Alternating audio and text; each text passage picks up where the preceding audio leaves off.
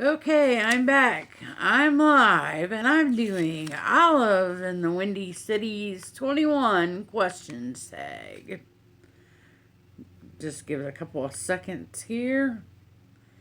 See if we get any peoples into the chat room.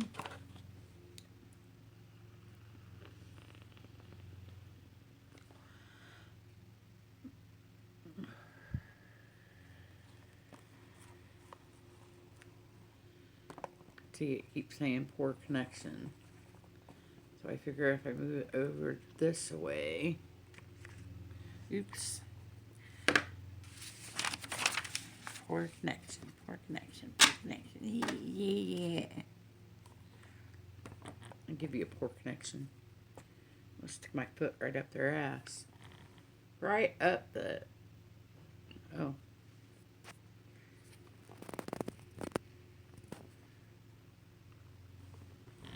Is anybody in the chat?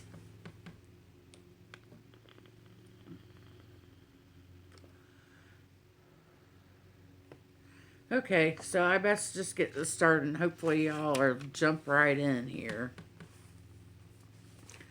So this is Olive's 21 questions tag. Number 1. Have you written your own working spells or share what your writing process was like? Sorry, Olive. I'm really relatively new. I just started my altar. Um, Sorry. Oh, I wish I could be like Janice Joplin. That bitch rocked, man. I fucking love Janice, man. She's the shit. Um, Thank you. um, you know what? Like I was starting to say, fuck yeah, she was tits, man. Um, I'm still relatively new. Like I think sometime this month I go on my 3 years when I started doing tarot, and I started really looking into and starting to learn my craft. So I haven't really written my own workings or spells right now. Right now, I'm really looking into doing like a divination oil or some type of oil with Bridget. And I'm really hoping that she's going to call me and just like, be like, sit here, sister, and let me tell you what I want in that oil, because I'm really wanting to do like a divination oil for tarot, but I want it to connect to Bridget, with my goddess. So it could be like a, multi-purpose type oil. So I'll have to show you what it looks to. Just let me do the tag and I'll show you at the end of the video how pretty it is right now. But I can't use it until next Wednesday.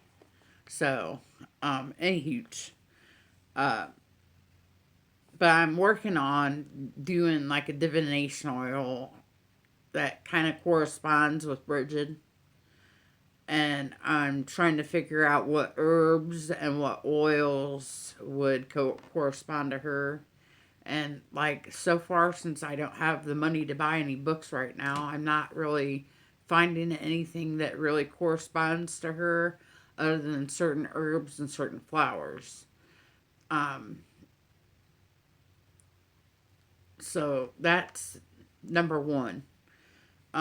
Number two. Now, some of these I might not be able to answer quite yet, but maybe like in the future, I'll be able to come back and um, kind of like re-go through them again, and maybe I'll have different answers because, like I said, it's going on almost 3 years now that I started my path with tarot and my path with the pagan path. So, number two, within your craft or path, what do you identify as? I identify as pagan.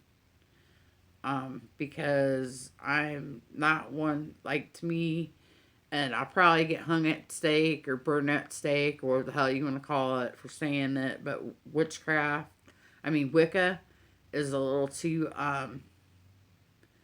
close to religion for me. Meaning, like you have to go to, you have to be in a part of a coven. You have to do this. You have to do that. If I wanted to go by rules, I'd, probably go to church. That's how I feel about that one. Um, because I know, maybe eventually I'll be comfortable with, the darker side of witchcraft, but for now, I'm just not there yet. So, have you walked down a different path before? Yes, I have. I was baptized and I was in the Church of Christ. Um, but for me, you got all these people spouting religion and they were talking about how much Jesus and God loved me and whatnot, but yet I was living in sin because I wasn't married to my boys' dad, and da da da. That if I wanted to continue to go to their church, then I needed to move out, even though I was pregnant with my fourth son. Uh, and I needed to marry him before I could live with him, and da da da. I just no, no. That religion's just not for me. I've seen some of the most hypocritical people sit in church every Sunday. That's really how I feel. So, number 4, what time of day calls out to you? What time of day calls out to your path? Um, I would say like the best time of day for me is like right now because my kids aren't home. It's quiet and I can do what I gotta do when I gotta do it.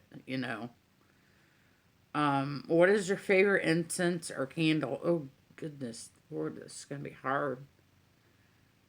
Um, hmm.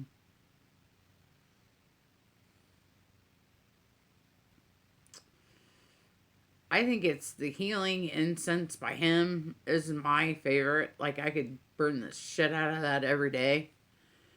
And candle wise, I like the like I like that candle that smells like home baked cookies that melt in your mouth and make your tummy grumble because they smell that damn good. So it wouldn't necessarily be a witchy candle, but that's the type of candle I like.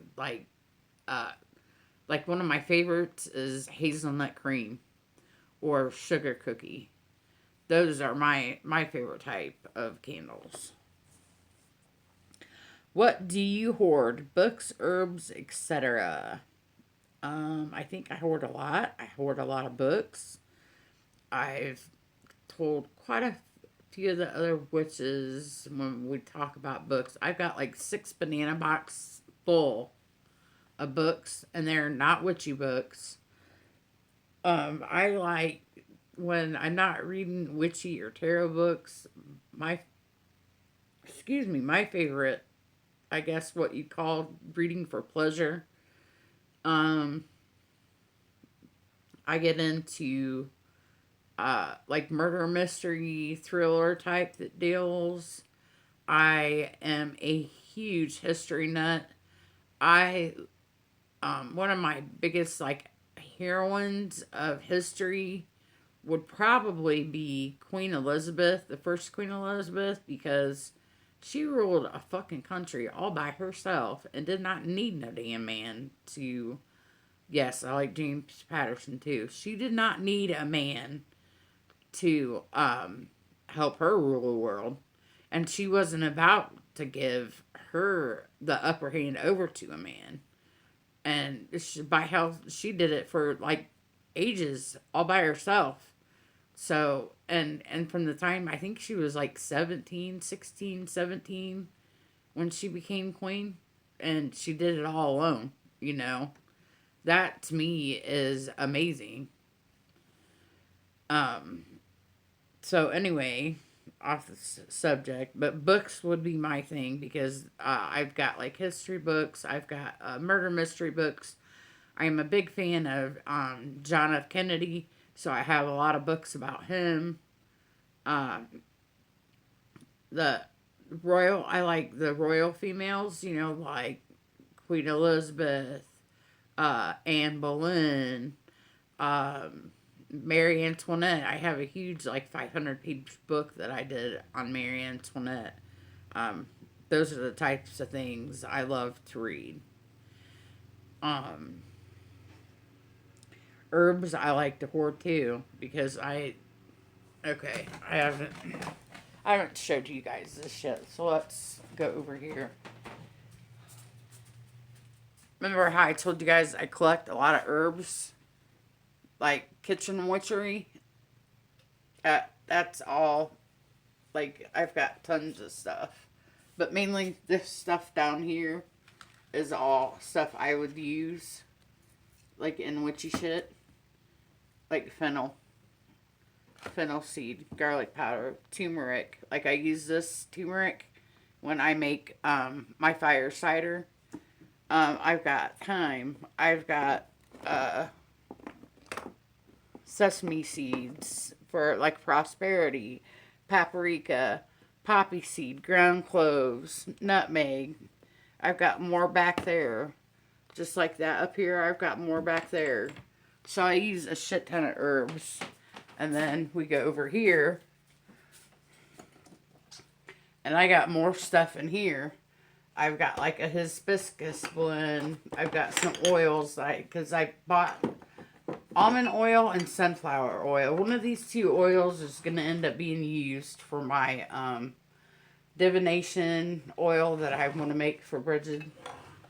I made this a couple weeks ago. It's my own black salt of protection. I don't know if, can you see that? Can you see it? It's black though, nice and black. And here you go, Rita. I'm showing it to you. Look, let's go put this in the light so you can see it. Look at that. Can you see it? Nice and red. It is like blood red. That is gonna be awesome. Hopefully it doesn't stain my face though when I go to use it on my face. But I've got like I put empty glasses. I mean, that's the shit I hoard. Can you see it? Oh, and these things right here, I save boxes and stuff, like from food, like cereal boxes, to make homemade journals when I do my crafts. Okay, sorry guys. I don't want to make anybody sick. So, have you crossed over or had any contact with the dead? What was the experience like? I got like 2 stories. I was going to do them as like ghost stories, like towards Samhain, but I'll go ahead and tell you guys about them. My first experience was probably when I was 12 years old. My grandpa died. And, he died when I was 12 years old. And I believe he knew I would be too scared to come back as like a ghost. So he came back in a dream. And he told me he was okay. That he loved me. And to mind my granny. And that was like the morning we found out that he had passed. I had like cried myself to sleep that morning. So I do feel that he was with me a lot after he passed, because I could hear him talking to me. almost like a mental telepathy thing. Um, and for the longest time, I feel he was with me until I couldn't take it anymore. And then he was just sort of gone because I felt like I was going crazy. But now that I'm older and I know more things, I think he was indeed with me. And just he realized that it was causing more pain than good. So he kind of stepped back. But when I was 17, I was getting ready to give birth to my first child. I was very, very pregnant. It was probably in February. I'm thinking it was like close to my grandma and grandpa was what would have been their anniversary. Um, but I was very pregnant with my oldest son, and we were living in the same house that we'd lived in when grandpa passed. So I wake up because I just have this intense feeling that I'm being watched. And I look at the end of my bed, and there's my grandpa sitting at the end of my bed. Full body. He was wearing a hat. I love you, Karina. I hope you feel better, sweetheart. He was wearing like an old timey hat that he used to wear around the house all the time. And my grandpa, like, his like thing that he wore all time was like flannel shirts, and underneath the flannel shirt he'd wear like a white what they call old people call undershirts, and jeans and tennis shoes. That was his everyday clothing. So he's sitting at the end of my bed in that, and I just sat up and I could not believe that he was there. I was like, Grandpa, Grandpa. And he looked at me and he smiled and he got up and he walked to the door, my bedroom door, and turned around and looked at me one last time and walked down the hall. I jumped up. I jumped up. I started to go down the hall, and I'm seeing him go down the hall and turn into my grandma's room. And I watched him lay down on the bed next to her on his side of the bed. I was freaking. I flipped the light on. I flipped my grandma out, but by the time I flipped the light on, he was gone. And when I told her what had happened, she said, "Girl, it is 2:30 in the morning. It is time to go to bed." I'm like, "Grandpa, I just saw Grandma. Grandma, I just saw Grandpa, and he's laying on the bed next to you." And she's like, "You're pregnant. You're having those dreams." But later on, my when I told my mom about it, my birth mother, uh, she said, "Yeah, your grandma told me about it, and you freaked her out because she seen your grandpa too." But she didn't want you to get upset, and she didn't want uh, you to feel that she was scared, but she was scared. So that's the first time I had ever seen a full body ghost. Now the second time, I've actually had three ghost stories. The third one, we were living in this house in Fort Wayne, and if anybody is familiar with Fort Wayne, there's a street called Northrop Street, and it's over in the vicinity of Glenbrook Mall, and it's a very busy area. And there's like a T section that comes right into the street that we were on, and a lot of times during the wintertime, people would slide right into the houses at this intersection. Well, I guess a little boy had been killed. And so one night it was late. I was working at Burger King back when I was 18 years old. My son was in his bed asleep, had been asleep for hours. He slept in a crib at the time. Um, but he was asleep. And it was probably close to midnight because I had just got off work, took a shower, was waiting for my friend to come over. We used to cruise the streets till, um, 1, 2 o'clock in the morning, just, listening to music, yelling out the car guys, whatever. And, anyways, so I'm sitting there waiting for my friend to come, and I'm smoking a cigarette, and I look up, and we had this like window right next to our refrigerator. I look over, and I've got the blinds open, and I'm looking out the window watching for my friend, and I see a little blonde head behind me, probably 2, 3 years old. And I know it wasn't my baby because he wasn't that tall.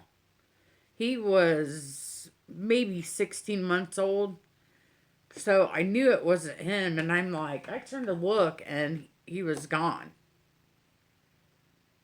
Well, then I go to look at my kid to find my kid, and he's asleep. As I'm going to look at my son, I hear, Mommy, Mommy. I knew it wasn't him because he was right there in front of me asleep. I go back out to the kitchen, and I could see that little boy's reflection in the reflection of the window, but I couldn't see him, like behind me see him. It was freaking weird. So after that happened, and then there were other instances of where I would shut that blind and the blind would be open. I would shut that blind and the blind would be open. Or I would shut the blind and the blind, you know, would be open. And I'd say to hell with it, And then there were times when it would be closed when I wanted it open, and vice versa. But I had times where I felt like I was being watched, and so anyways, we're out like putting flowers in our garden in front of the house. Like there were little flower beds in front of the house, and the guy next door come over and started talking to my stepdad. Now I don't know what all was said, but he's like asking my stepdad, "So have you guys had any problems over there yet?" And my stepdad's like, "No, why?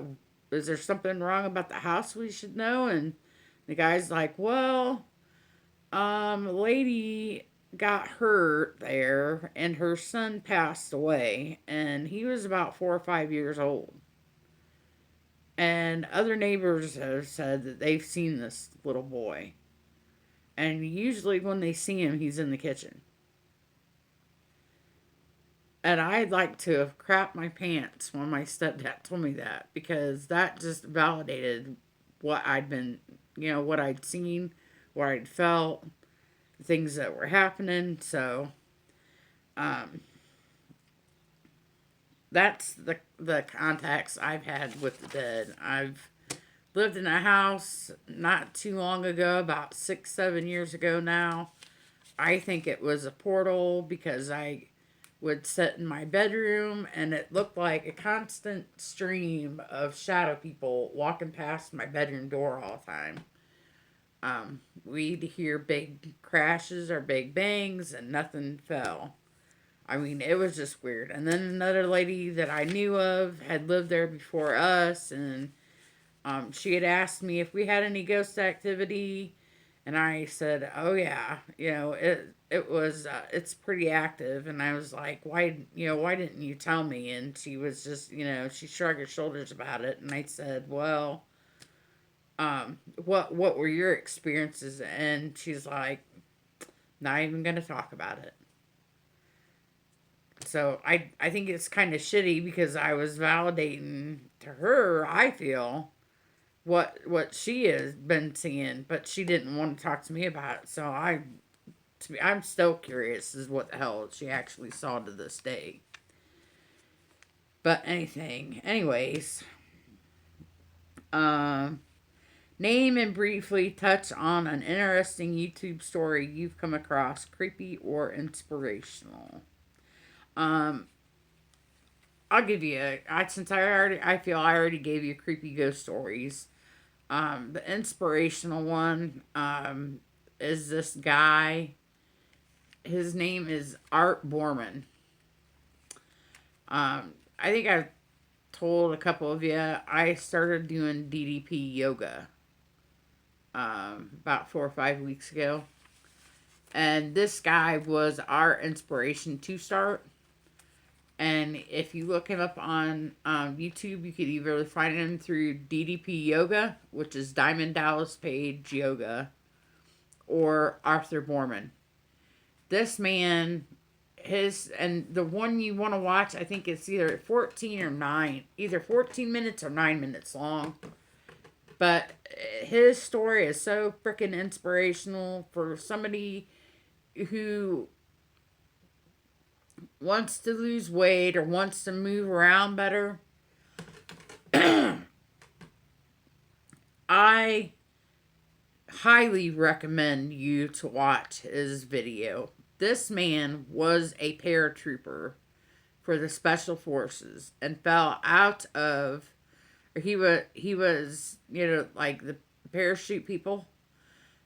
And I guess he broke almost every bone that you could think of in his body. It sounds a lot like something that happened to one of my cousins, because I have a cousin that was a paratrooper and he broke almost every bone in his body.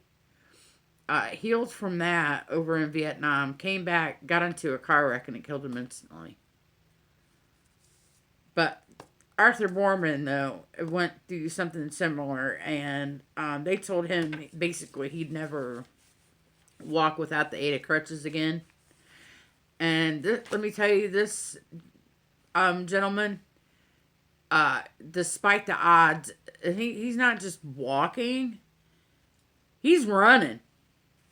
And he is just, to me, that's inspirational. To see somebody that went from only walking with the aid of crutches, excuse me. He went from walking with the aid of crutches to running. That's an inspiration to me. So, I think I already told you guys what the hell my favorite season was, so, and that's like winter or fall. So that was number 9. Number 10, what advice do you give to anyone facing criticism within or outside their path? We'd have to use randoms. You do you, boo boo. You this path, I feel it's like spiritual path, and I feel you've got to do what's best for you. You know, it's yours. Make it your own. Um, and not everybody's gonna agree. Not everybody's gonna, look at the same things the same. You get so many diverse, different uh, opinions in this path, and you know what? No two are the same, and no two are wrong. You know what I mean? It just all depends on who you are and what the subject is. But I feel my advice to give to anyone is do your own thing, chicken wing, because it's not about pleasing everybody. It's about what feels right to you. If you feel like, I don't know, you feel like purple's your freaking happy color, use a purple candle if that's what makes you feel happy. You don't feel like red's a happy color, then don't use that damn red candle. Use a purple candle because it makes you feel happy. You know? Um, Number 11. The first YouTuber you binge watched, I would have to say it's Sunshine Morning Ray, because I started with Sunshine Morning Ray and then realized, oh, look, there's other people in this recommended feed. Tequila. And then started checking Tequila out. And, oh, Ember. So that's how we ended up with all the YouTube witches. Who are you currently watching? I am currently watching Samantha Valens, and everybody that subscribed to me and I subscribed to them. I watched a lot of them. You know, Karina, Nature Lover. I watch Rita. I watch Olive. I watch Adrian. I watch. There's another Adrian, and he is the Earth Pagan Wolf. I think he is the Earth Pagan Wolf or something like that. I watch him. Um, I watched. Hmm.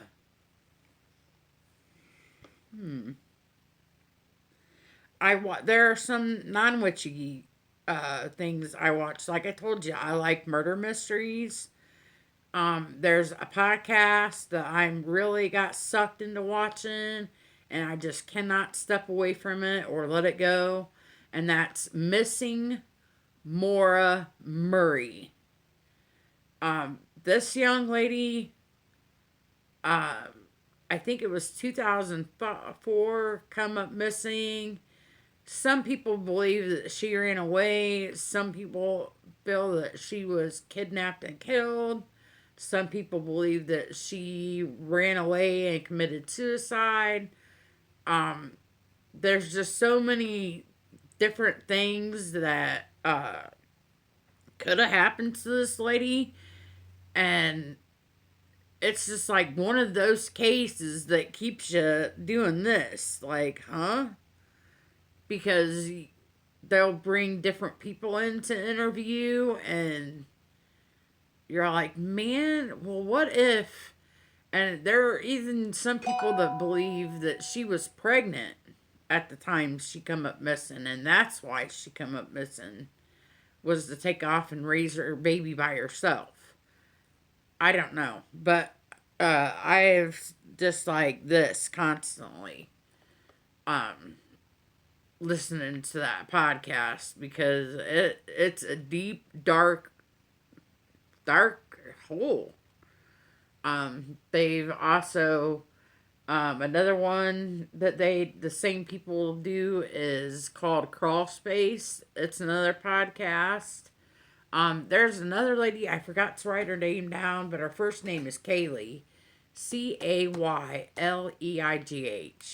And she does like missing, disappeared, weird stories, stuff like that. I really like her too. And I think her show is called Dark Matters Podcast. What are you reading? I am not reading anything now. I'm finished with my Lori Cabot's Spells and Enchantments. And I've just got the Oils, Herbs, and Incenses by Scott Cunningham. And that's not like really a book you read through. It's kind of like recipes for incenses, oils, and brews, like tinctures. So I'm thinking the next one I'm going to read is either my other Lori Cabot book, or I got a book a year ago that I still haven't read yet. It's called Goddess Training, or Goddess Warrior Training, something like that. But I want to read that book soon. So, this isn't my favorite mug, but it's a new mug I got. It looks like a to-go cup, but it was a two set. I found it. Oh, I got coffee on it. I found at one of the dollar stores, and it's plastic. So this is what I've been using. Normally, I have like it's a pink camo cup. I don't have any witchy mugs. To edit or not to edit. I don't edit, that's obvious, but that's only because I no longer have what the hell is that called? I no longer have a computer, so I can't edit my videos. Name the most informative book you've read so far. Okay. The most informative book I've read so far is probably going to be um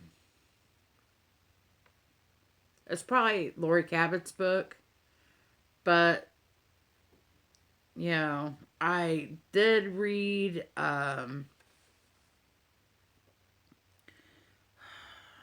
Silver Ravenwolf. Is that the name? Does anybody know? It's like Silver Ravenwolf's Book of Shadows. Anybody know that one?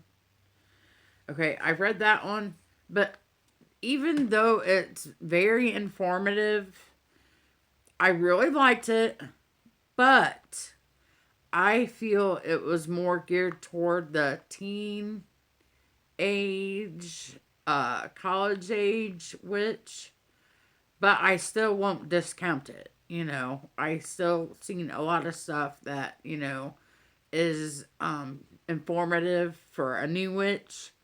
So that's what I went back, and when I was reading it, I was looking at it with a different set of eyes, as in, okay, I am new to the path, even if I'm not a teenager. Because a lot of the spells are like, I want to pass an exam, or, you know, uh, break him and her up spell, or, you know, just it's like more to me seemed geared toward a teenager. But I guess, you know, if you look at it with a different point of view, like I am a new witch, then it is pretty informative because it talks about circle casting, it talks about candle magic, um, it talks about herbs, it talks about deities, all the stuff you would want to know if you're just coming into the path. So, let's see, what is your recording device being supported with? Seriously? Okay. I just got one. A little bitty tripod. So that's what my device is being supported with. Um, Before it was sitting on a pile of books and propped up against books. And I had to, well, see my little messy area here. I've got to go through this pile, so please don't judge. But I have a lazy Susan underneath here. See it? And I would like pile my books up and put them my camera on top of the books. What is your recording device being supported on was number 17. Number 18, tattoos and piercings. How many? Let's see. I have my tongue pierced. That's one. My ears are pierced twice, even though I only wear one. I had my nose pierced. That's 4, 5, 6. Did have my eyebrow done, but I had to take that out because it was giving me migraines, and I still have migraines to this day because of this shit. And that's all the piercings I had. I have a tattoo. God, I haven't got my legs. Can you see that? It says sweet. There. And I have a tattoo here. Can you see it, folks? That's my tattoo. It's got all 6 of the boys' names. Yes, I said 6 because at the time I had it done, I was still married. And my stepson will always be included in that because I love him like he is my own. And matter of fact, he was here the other day. And I got to spend a little bit of time with him. So his name's on there too. So I have all that. So, wow. Yeah. Do you have a support system pertaining to your craft outside social media? No, I do not. Y'all are my support system. So, you know, I don't know any witches like outside social media. Um, because this town is just a bunch of Bible thumpers. You know, not that they're not good people or anything, but they're yeah. Number 20, promote yourself. Tell us about any accomplishments you made pertaining to your craft, path, blogs, business books. You know what? I don't have any blogs. I don't have any businesses. I don't write any books. But uh, it took me almost 2.5 years to make an altar, so that is an accomplishment. And I've done a couple of workings, but nothing big. They were protection spells, like for the house and the dog. Um, Number 21, create your own question and tag a couple of people. Hmm. Hmm. Hmm. I can't think of anything right now. But so that's the 21 question tag, and Olive is the creator of that tag. And thank you, Olive, for coming up with those questions. And thank you guys for sitting here and listening to me ramble on and on today. Not sure if I'm gonna do my. Well, I'll probably be back in a little bit. This tag is open to everyone. I will probably be back in a little bit, depending on. Let me see what time it is. It's 1:23. Um, yeah, one more thing to look up for the witchy bucket list, because I want to do Corey's witchy bucket list tag. So give me about 5-10 minutes, and I will be live again to do the witchy bucket list. Okay. Ta-ta, folks. Love y'all. Many blessings.